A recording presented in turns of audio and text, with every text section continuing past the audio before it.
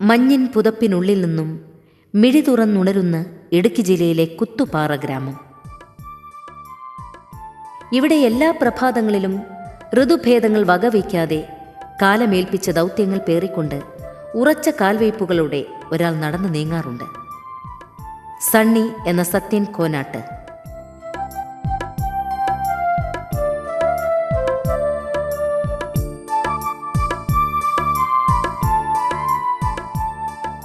കോനാട്ട് ജോസഫിൻ്റെയും റോസമ്മയുടെയും കടിഞ്ഞൂൽ പുത്രനായി 1958 ഏപ്രിൽ 23 ജനനം.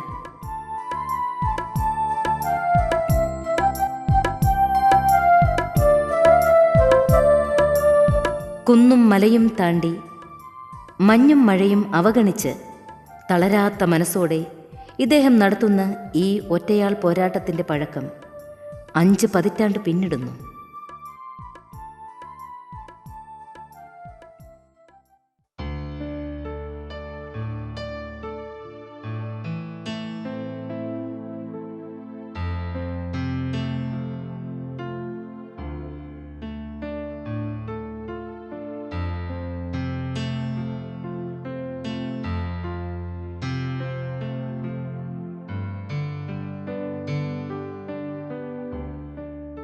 ഇതാണ് സത്യൻ കോനാട്ട് എന്നയാളിൻ്റെ വീട്.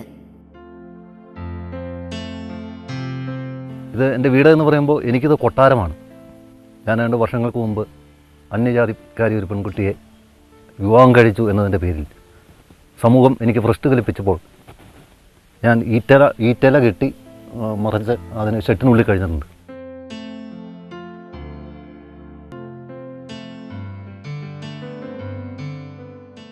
ഇത് എൻ്റെ ഭാര്യ വിലാസിനി. എൻ്റെ മൂത്ത മകൻ ഇവിടെ ഇല്ല. മൂത്ത മകൻ സവി. അവൻ ഒരു ബാങ്കിൽ ചെറിയ ജോലിയുണ്ട്. അത് കഴിഞ്ഞിട്ട് ഇവിടെ എത്തിച്ചേർന്നിട്ടില്ല. ഇത് 2ാമത്തെ പുത്രൻ. കോളേജ് വിദ്യാഭ്യാസം കഴിഞ്ഞ് നിൽക്കുന്നു. ഇത് ഇളയാൾ. ഇത് സനീഷാണ്. ഇവൻ അഖിൽ 3ാമത്തെ സന്തതിയാണ്.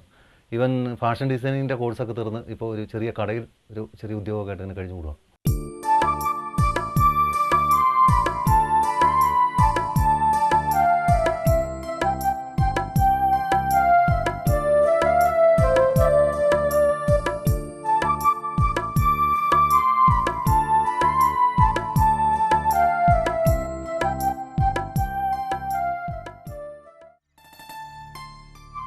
ഇത് ശല്യാംപാറ SNV UP സ്കൂൾ. ഇവിടെയാണ് സത്യൻ്റെ പ്രൈമറി വിദ്യാഭ്യാസം നടന്നത്.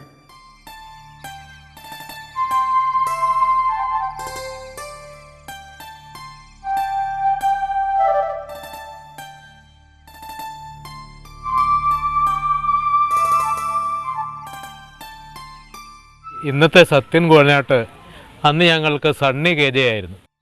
ആള് മഹാകുസൃതിയായിരുന്നു. അതുകൊണ്ട് അധ്യാപകരായ ഞങ്ങളെല്ലാം ശ്രദ്ധിക്കപ്പെട്ട ഒരു കുട്ടിയായിരുന്നു.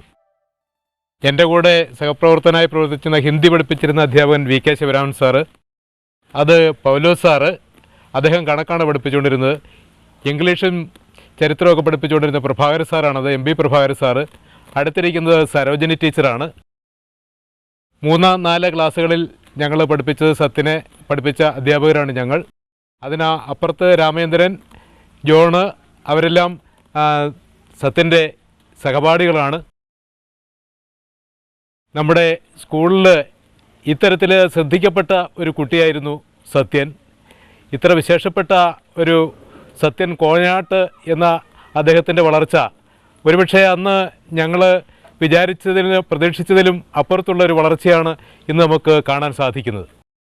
ഈ കലാലയമുറ്റത്ത് ഇപ്പോൾ എൻ്റെ മുന്നിലിരിക്കുന്നവരെല്ലാം എൻ്റെ പ്രിയപ്പെട്ട അധ്യാപകരും എൻ്റെ കൂടെ പഠിച്ച എൻ്റെ സഹപ്രവർത്തകരുമാണ്. എൻ്റെ ബാല്യകാല സ്വപ്നങ്ങളെ ഏറെ പൂവണിയിച്ച ഇവരോടൊപ്പം എനിക്കിപ്പോൾ ഇരിക്കുമ്പോൾ ഏറെ സന്തോഷമാണ്.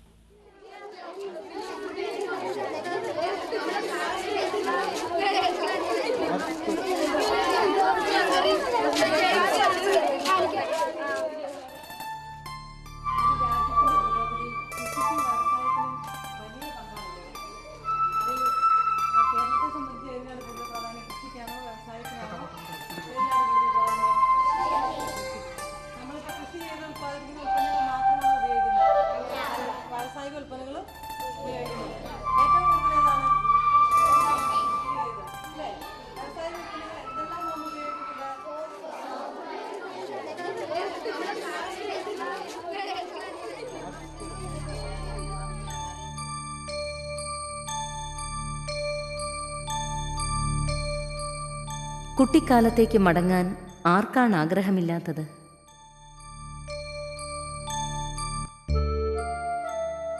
ബാല്യകാല സ്മരണകളുടെ ചെപ്പു തുറക്കുമ്പോൾ സത്യന് നിരവധി കുഞ്ഞു കുഞ്ഞു സ്വപ്നങ്ങൾ താലോലിക്കാനുണ്ടായിരുന്നു. കാരണം അക്കാലം അത്രയും കാലം ആ കൊച്ചുകുട്ടിക്ക് സമ്മാനിച്ചത് സമ്പന്നതയുടെ പൂക്കാലങ്ങളായിരുന്നു. കൊച്ചിയിലെ മലഞ്ചരക്ക് വ്യാപാരികളായ സേട്ടുമാർക്ക് ഹൈറേഞ്ചിൽ നിന്നും കുരുമുളക് ലോറിയുമായി എത്തുന്ന സത്യന്റെ പിതാവ് തെക്കൻ പാപ്പു എന്ന് വിളിക്കുന്ന ജോസഫ് ഒരു അക്ഷയനിധി തന്നെയായിരുന്നു.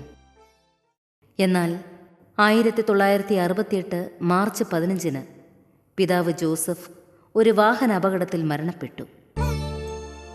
പിതാവിൻ്റെ വേർപാടോടുകൂടി ആ കുടുംബത്തിൻ്റെ മുഴുവൻ ഭാരവും മൂത്ത പുത്രനായ സത്യന്റെ ചുമലിൽ വന്നു പതിച്ചു. ഋതുഭേദങ്ങൾ മാറിമറിഞ്ഞു. വസന്തവും ശിശിരവും ഹേമന്തവും എല്ലാം ഇവിടെ ഒന്നൊന്നായി പീലി കുഴിച്ചു. പിന്നീടുള്ള സത്യന്റെ ജീവിതത്തിൻ്റെ നാൾ വഴികളുടെ ബാക്കി പത്രത്തിൽ യാതനകളും വേദനകളും മാത്രമായിരുന്നു മിച്ചം. സത്യൻ പിന്നീട് തുടർ പഠനം നടത്തിയത് വെള്ളത്തൂവൽ ഹയർ സെക്കൻഡറി സ്കൂളിലായിരുന്നു.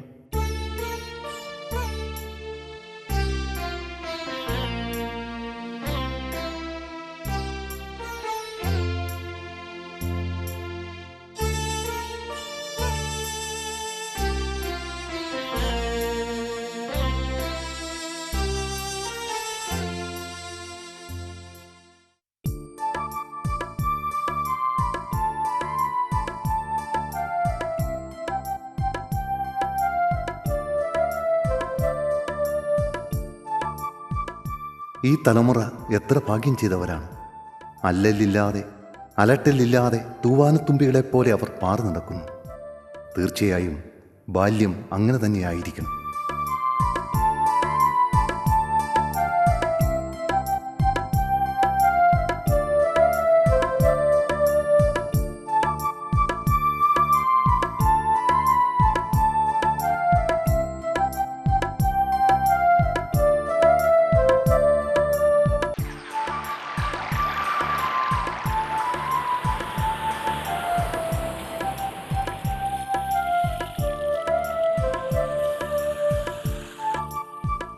ഹായ്, എന്തൊരു സ്വാദ്! എൻ്റെ പഠനകാലത്ത് ഈ പൈപ്പിലെ വെള്ളമായിരുന്നു എൻ്റെ ഉച്ചഭക്ഷണം.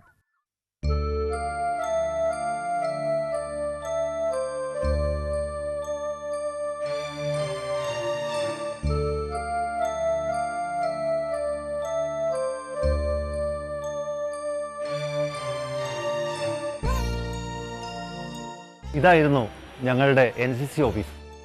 ജോസഫ് ഇസ്കരെ സാറായിരുന്നു അന്നത്തെ NCC കമാൻഡർ. NCC എനിക്ക് വലിയ ഇഷ്ടമായിരുന്നു.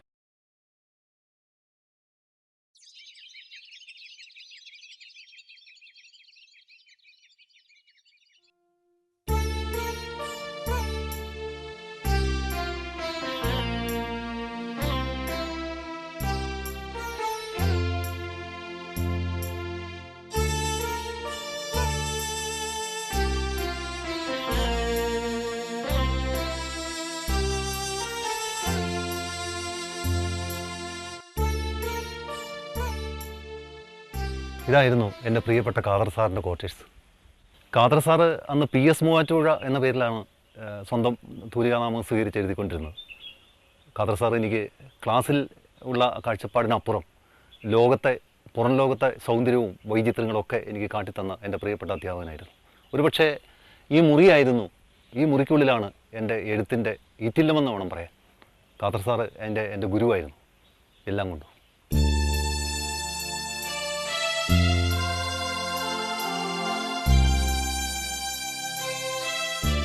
കാലം ചുമലിലേൽപ്പിച്ച ഭാരം താങ്ങാനാവാതെ സത്യൻ കലാലയത്തിൻ്റെ പടികളിറങ്ങി. 1974 ഞാനും സണ്ണി ഞങ്ങളെല്ലാവരും കൂടി ഇവിടെ നാടകം നടത്തിയത്. ആദ്യമായി നടത്തിയ നാടകം പൊള്ളുന്ന പരമാർത്ഥങ്ങൾ എന്ന നാടകമാണ്. സണ്ണിയാണ് അത് സംവിധാനം ചെയ്തിരുന്നത്. ഞങ്ങളെ എല്ലാം അഭിനയിക്കാൻ പഠിപ്പിക്കുകയും വെച്ചത് സണ്ണിയായിരുന്നു. അത് കഴിഞ്ഞ് ഞങ്ങളിവിടെ പിന്നെ പല പ്രാവശ്യങ്ങളിലും പെരുന്നാളിനോടനുബന്ധിച്ച് നാടകങ്ങൾ നടത്തിയിട്ടുണ്ട്. നാടക സമിതിയുടെ നാടകങ്ങളൊക്കെ വെള്ളത്തോൽ തിയേറ്ററിൽ നടത്തുന്ന കാലഘട്ടത്തിൽ ഇദ്ദേഹം ഒരു അരക്കുട്ടിച്ചാക്ക്, കാരണം ഇദ്ദേഹത്തിൻ്റെ ആകെപ്പാടെയുള്ള സമ്പാദ്യം എന്ന് പറയുന്നത് ഈ അരക്കുട്ടിച്ചാക്ക് മുളകാണ്. ഞാനന്നേരം ഓർക്കുന്നുണ്ട്. അപ്പം ഇദ്ദേഹം ചോദിക്കുകയാണ്, അജായ ഞാൻ ഈ മുളക് കൊണ്ട് കൊടുക്കുന്നത് ഈ നാടക സമിതിക്ക് പൈസ കൊടുക്കുന്നതിന് വേണ്ടിയിട്ടാന്ന് പറഞ്ഞു. അപ്പം ഞാൻ അത്ഭുതപ്പെട്ടു പോയി. കാരണം ഇദ്ദേഹത്തിൻ്റെ ഒരു ഇൻ്റർകാസ്റ്റ് മാരേജ് ആയിരുന്നു. കാരണം എൻ്റെ ചെറുപ്പത്തിൽ തന്നെ ഞാൻ ഓർത്തിട്ടുണ്ട്, ഭയങ്കരമായിട്ടുള്ള പ്രശ്നങ്ങളും ഒക്കെ ഉണ്ടായി ഇദ്ദേഹം നാട് വിട്ടു പോകാനിടയായ ഒരു സംഭവമായിരുന്നു. 3 കുട്ടികളും ഈ അവർ അര പട്ടിണിയായിട്ട് നിൽക്കുന്ന ഈ കാലഘട്ടത്തിൽ അവർക്ക് കഞ്ഞി കുടിക്കേണ്ട ഈ കുരുമുളക് ഇദ്ദേഹം കൊണ്ട് കൊടുത്തത്, നാടക സമിതിക്ക് കൊണ്ട് കൊടുത്ത ആ മനസ്സിൻ്റെ ഒരു ഇത് ഞാൻ അദ്ദേഹത്തെക്കുറിച്ച് ഈ രീതിയിലാണ് ഞാൻ സ്മരിക്കുന്നത്. പല മേഖലയിൽ നിന്നത്തെ പോലെ അന്ന് വണ്ടി വാഹനങ്ങളൊന്നുമില്ലായിരുന്നു. അന്ന് ഞങ്ങളൊരു പരസ്യം ചെയ്യണമെങ്കിൽ കട്ടവട്ടമുണ്ടാക്കി ചുമന്ന് കൊണ്ടുപോയി പല പല ടൗണുകളിലും ജംഗ്ഷനുകളിലും അന്ന് ഒട്ടിക്കുകയും അങ്ങനെ പരസ്യപ്പെടുത്തിയാണ് ഞങ്ങൾ ഈ നാടകം വെള്ളത്തോൽ തിയേറ്ററിൽ അവതരിപ്പിച്ചുകൊണ്ടിരുന്നത്. സത്യൻ്റെ പകലുകളുടെ ഓരോ അസ്തമയങ്ങളിലും കാലം കറുത്ത ചായം വേണ്ടുവോളം വാരിക്കോരി ഒഴിച്ചു.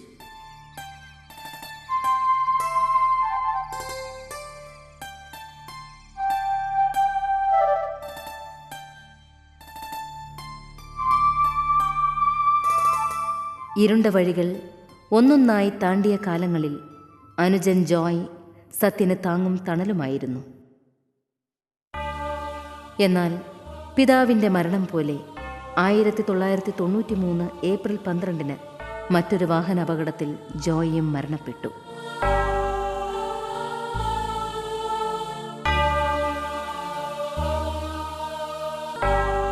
ഒന്ന് പറ്റിച്ചേർന്ന് നിന്ന് തേങ്ങിക്കരയുവാൻ ചുമലില്ലാതെ ഇക്കാലം അത്രയും സത്യൻ വേദനയെ അമർത്തിപ്പിടിച്ചു.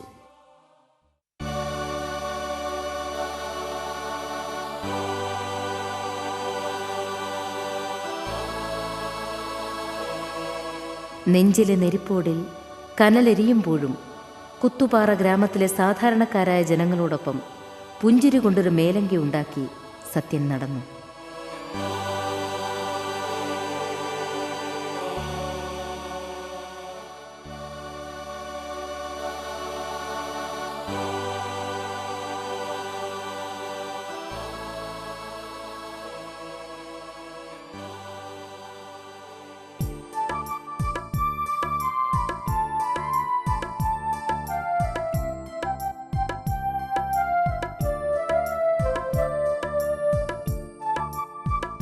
ഒരുപക്ഷേ കാലം പ്രതിഭകളെ വാർത്തെടുക്കുന്നത് ഇങ്ങനെയാവാം.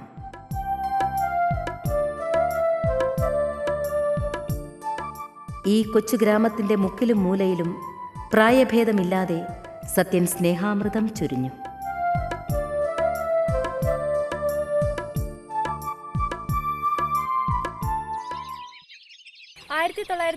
എന്ന കാലഘട്ടം താങ്കളുടെ ജീവിതത്തിൽ ഒരുപാട് മാറ്റങ്ങൾക്ക് വഴിതെളിച്ചിട്ടുണ്ട്. ആ കാലഘട്ടത്തിൽ തന്നെയാണ് താങ്കൾ യുവരശ്മി എന്ന ഒരു മാസിക കുത്തുപാറ കേന്ദ്രമാക്കി പ്രസിദ്ധീകരിച്ചത്.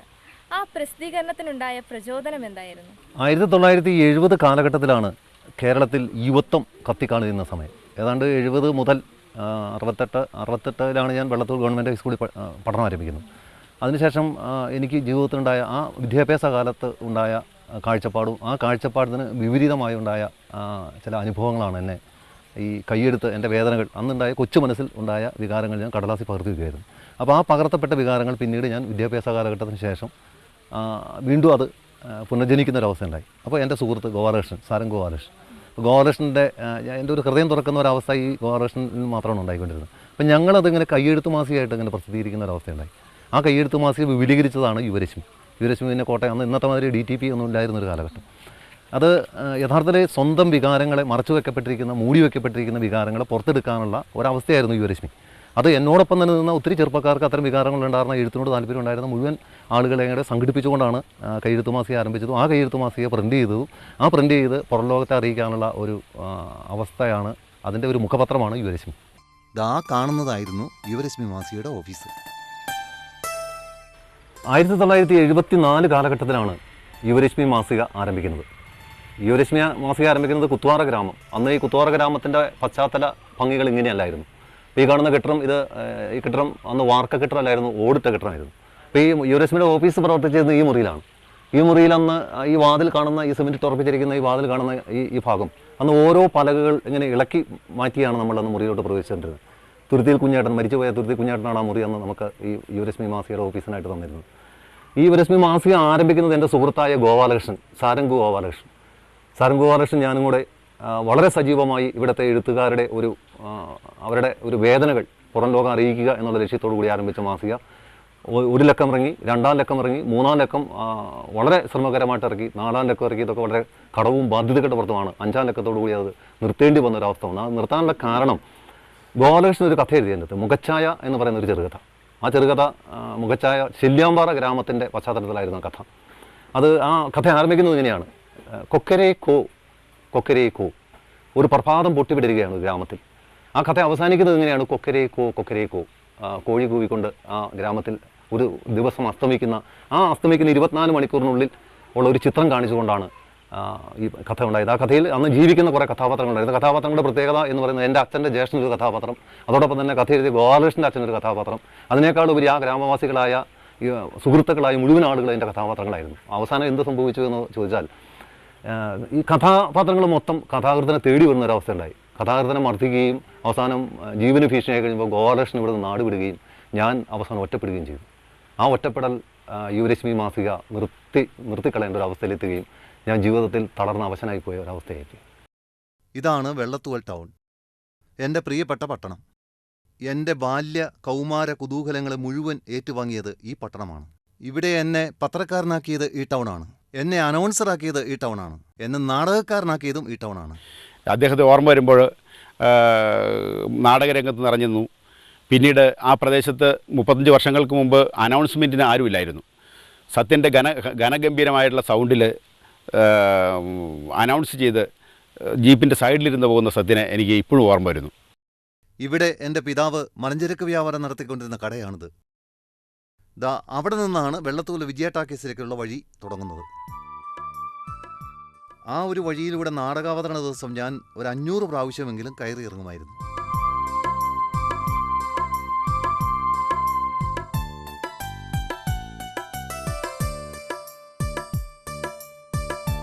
ഇവിടെയാണ് വിജയ ടാക്കീസ് ഇരുന്നത്. ഇത് ഒരു കാലത്ത് ഈ പ്രദേശത്തുകാരുടെ, ഈ സമീപ പ്രദേശത്തുള്ള മുഴുവൻ കർഷകരുടെയും ഒരു കലാക്ഷേത്രമായിരുന്നു വിജയ ടാക്കീസ്. ഏതാണ്ട് മലയാള നാടക സിനിമ രംഗത്തെ മുടിചൂടാ മന്നന്മാരിൽ പലരും ഈ അവരുടെ പുണ്യസ്പർശം കൊണ്ടും അവരുടെ പാദസ്പർശം കൊണ്ടും ഇവിടെ ധന്യമാക്കിയിട്ടുണ്ട്.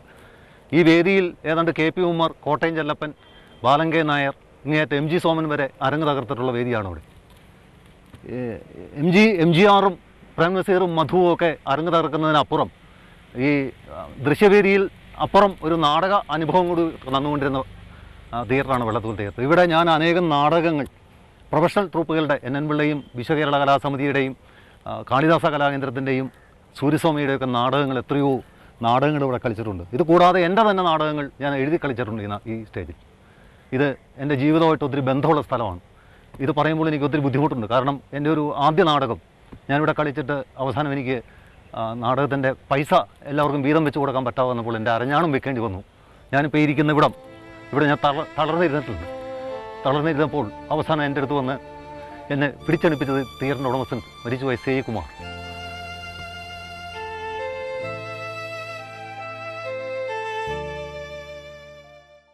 ഇത് ഹൈസ്കൂൾ വിദ്യാഭ്യാസത്തിന് ശേഷം ഇവിടെ കലാസാംസ്കാരിക രംഗത്ത് നമ്മുടെ ഈ പ്രദേശം എന്ന് കഴിഞ്ഞാൽ വളരെ ഗ്രാമപ്രദേശമായിരുന്നു. ഇത്രയും യാത്രാ സൗകര്യങ്ങളൊന്നുമില്ലായിരുന്ന ഒരു കാലഘട്ടത്തിൽ പ്രൊഫഷണൽ നാടകങ്ങൾ ബുക്ക് ചെയ്ത് വെള്ളത്തൂവൽ വിജയ ടാക്കീസ് എന്ന് പറഞ്ഞൊരു തിയേറ്ററുണ്ടായിരുന്നു ഇവിടെ. ആ തിയേറ്ററിൽ ഇങ്ങനെ ഓരോ വർഷവും വിവിധ കലാസമിതികളുടെ നാടകങ്ങൾ ബുക്ക് ചെയ്ത് നടത്തുന്ന ഒരു ഹോബിയായിരുന്നു ശ്രീ സത്യന്. ഞങ്ങൾ അന്ന് കോനാട്ട് സണ്ണി എന്നാണ് വിളിച്ചുകൊണ്ടിരുന്നത്. പിന്നീട് അദ്ദേഹത്തിൻ്റെ തൂലിക നാമം മാറി പിന്നീട് സത്യൻ കോനാട്ടായി. ഇപ്പോൾ കോനാട്ടെന്നാണ് അറിയപ്പെടുന്നത്. ജീവിക്കാൻ ഒരുപക്ഷെ മറന്നുപോയ ഒരു വ്യക്തിയാണ് സത്യൻ. അദ്ദേഹം എപ്പോഴും ശ്രദ്ധിച്ചിരുന്നത് സാംസ്കാരികമായിട്ടുള്ള പ്രവർത്തനങ്ങളിലാണ്. അദ്ദേഹം കൂടുതലും ബന്ധപ്പെട്ട് നിന്ന വെള്ളത്തൂവൽ വിജയ തിയേറ്ററും അതുപോലെ തന്നെ നാടക പ്രസ്ഥാനങ്ങളുമായിട്ടൊക്കെയാണ്. ഒത്തിരി നാടകങ്ങൾ, സത്യൻ്റെ നാടകങ്ങൾ കാണാനിട വന്നിട്ടുണ്ട്. ലാസ്റ്റായിട്ട് വെള്ളത്തൂവൽ വെച്ച് വിജയ ടാക്കീസിൽ വെച്ച് കാണുന്ന നാടകമാണ് ഇന്നൊരു അവാർഡ് കിട്ടി എന്നറിഞ്ഞതിൽ വളരെ സന്തോഷം കുത്തുപാറ നിവാസികൾക്കുണ്ട്.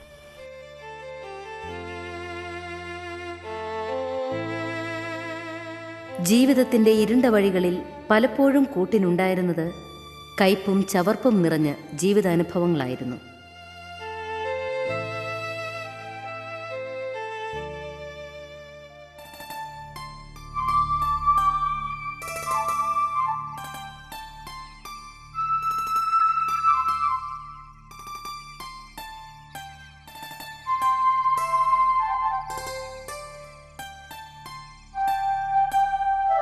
മുന്നോട്ടുള്ള ജീവിതയാത്രയിൽ കല്ലും മുള്ളും നിറഞ്ഞപ്പോൾ സത്യൻ വർഷങ്ങളായി നടന്നു പഴകിയ നാട്ടുവഴികൾ പിന്നിട്ട് മലയിറങ്ങി.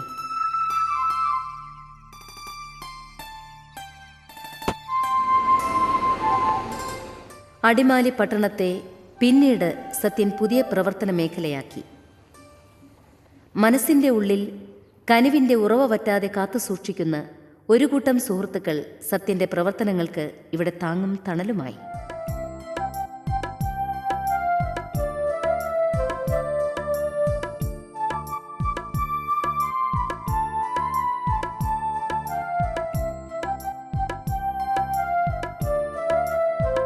അന്നുവരെ മറ്റു പത്രങ്ങളുടെ വെറും ഒരു വിതരണക്കാരൻ മാത്രമായിരുന്ന സത്യൻ പച്ച എന്ന ആഴ്ചപത്രത്തിൻ്റെ ഉടമയും നടത്തിപ്പുകാരനുമായി.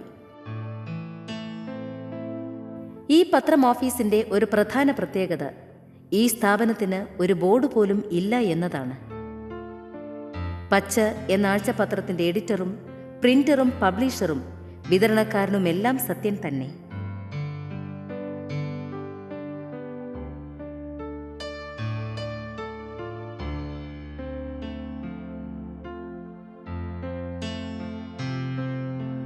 ഇത് അടിമാലിയിലുള്ള DTP സെൻ്ററാണ്. പകല് മുഴുവൻ ഇവിടെ വലിയ തിരക്കാണ്. ഇതെൻ്റെ പ്രിയ സുഹൃത്ത് ഷിജിത്തിൻ്റെ ക്രയോൺസ് എന്ന സ്ഥാപനം. ഇവിടെ ഞങ്ങൾ യഥാർത്ഥത്തിൽ എല്ലാ രാവുകളും പകലാക്കുകയാണ് ഞങ്ങളുടെ പരിപാടി. എല്ലാ രാവുകളും എന്ന് പറഞ്ഞാൽ പച്ച ഒരാഴ്ചപത്രം ഒരാഴ്ചത്തെ 3 ദിവസം രാത്രി ഇരുന്നെങ്കിലേ തീരുള്ളൂ. 3 ദിവസം ഞങ്ങൾ ഉറക്കമുളയ്ക്കുന്നു.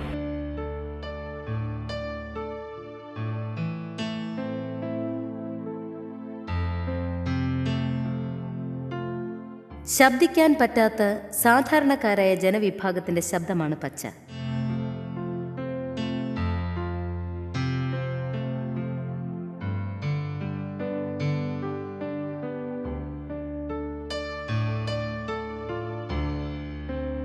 ഒരു ജനകീയ പത്രധർമ്മം പച്ച ആഴ്ചപത്രം കാത്തുസൂക്ഷിച്ചു വരുന്നു.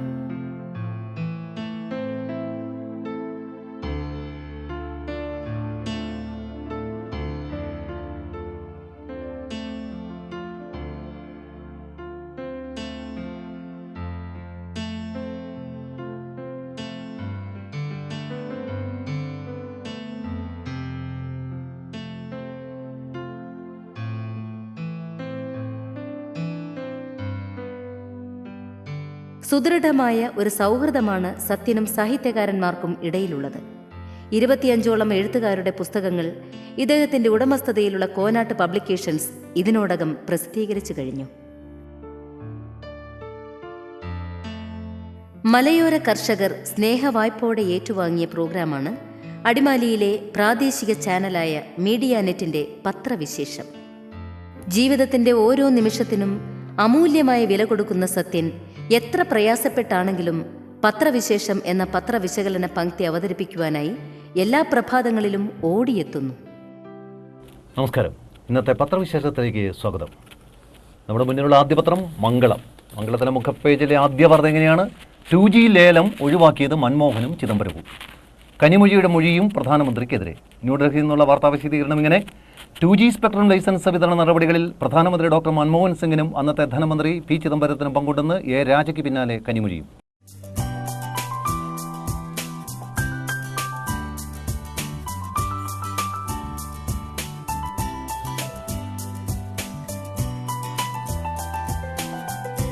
മലയാള സാഹിത്യ ഭൂപടത്തിൽ ഇടുക്കിയുടെ രേഖകൾ എഴുതി ചേർത്ത എൻ്റെ പ്രിയപ്പെട്ട സുഹൃത്തുക്കളാണ് എന്നോടൊപ്പം ഇപ്പോൾ ഇവിടെ ഇരിക്കുന്ന ആളുകളെല്ലാം.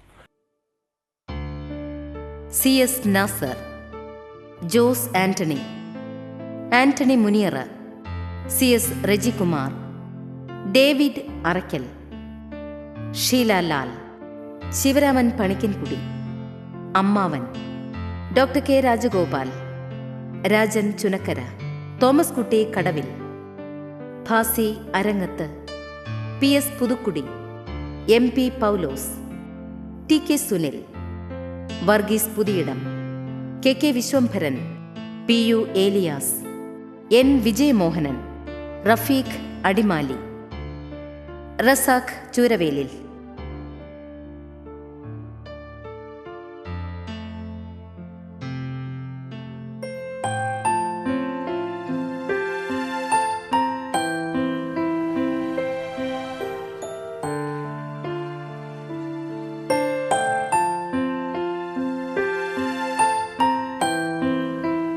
ഇനിയും പങ്കുവയ്ക്കാത്ത ചില സ്വകാര്യ ദുഃഖങ്ങൾ പുറത്തെടുക്കുവാൻ ഞങ്ങൾ ഒരു മാർഗം തേടി.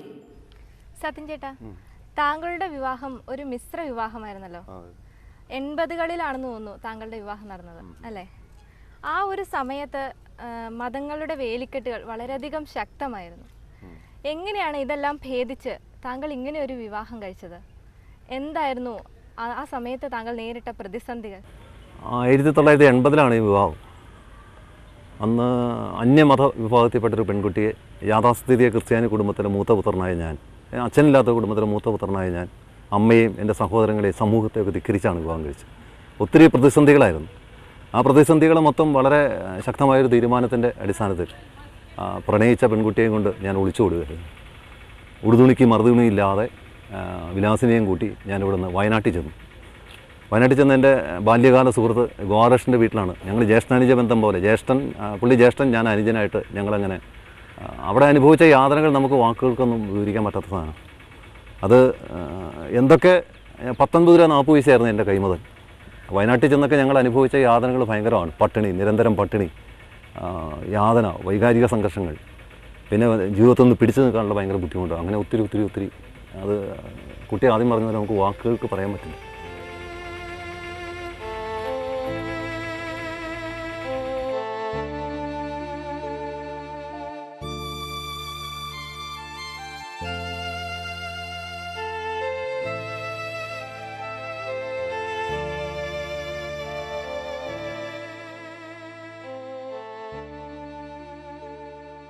കനൽക്കാറ്റിൽ യൗവനം കരിവാളിക്കുമ്പോഴും കാരിരുമ്പിന്റെ കരുത്തോടെ സത്യൻ ഏകാന്ത പഥികനായി നടന്നു നീങ്ങി.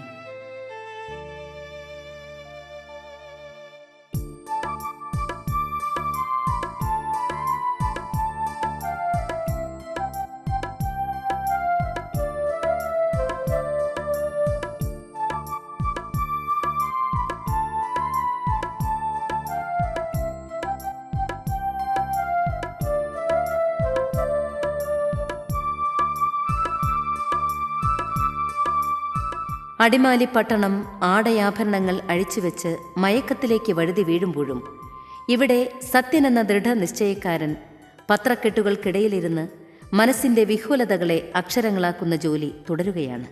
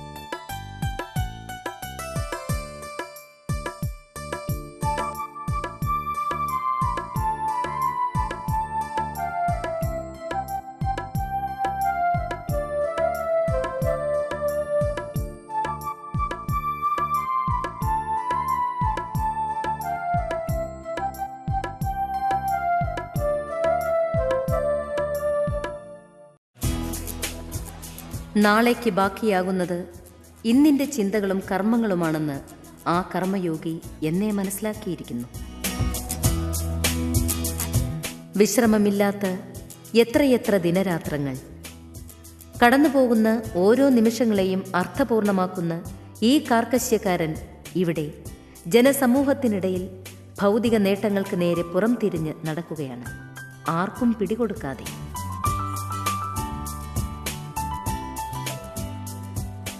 ഒരുപക്ഷേ ഇത്തരം കോമാളികളെന്ന് നാം ധരിക്കുന്നവരല്ലേ കാലം നിയോഗിക്കുന്ന മുന്നേ പറക്കുന്ന പക്ഷികൾ?